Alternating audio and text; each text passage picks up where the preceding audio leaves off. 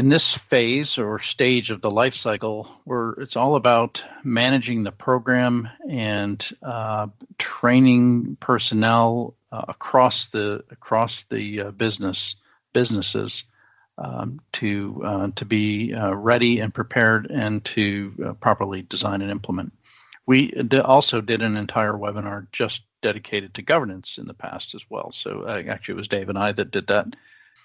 So some of the key activities that in this stage, which again is a stage that's kind of ongoing, but establishing the overall objectives for the organization from an OT cybersecurity standpoint, effective governance framework, managing risk, so making those risk-based decisions, developing policies, standards, procedures, job aids, and then developing and providing training to all stakeholders.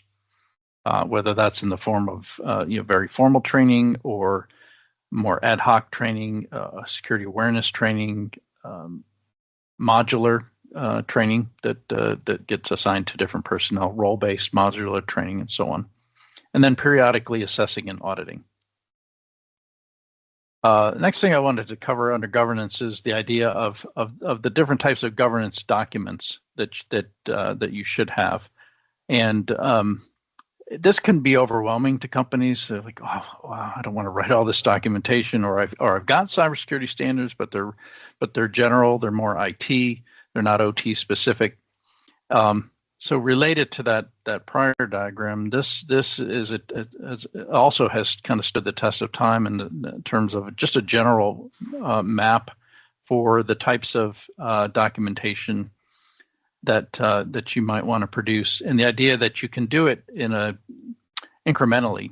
So everything should be risk driven, and then from there you establish your policies. Policies are high level, informed by risk, basically say what is allowed and what is prohibited, and sets the overall objectives, accountabilities, compliance.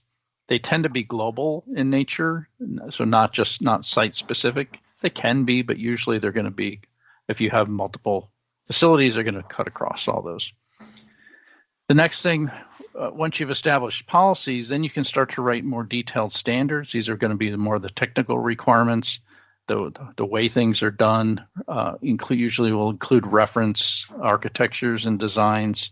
And these can be, they are also oftentimes global, but they could be business unit specific.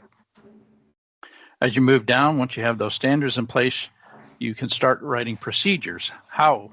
So the standards say what, procedures say how. So what needs to happen in what order, by whom, approvals and evidence.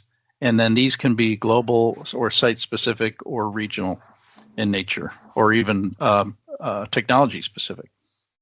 And then lastly, job aids are things to support those procedures, checklists, forms, templates, to help people follow those procedures. Oftentimes the job aids are actually part of the procedure. And then last thing that then tends to get forgotten about is that you don't want to just write these and put them on a shelf or put them out on an intranet.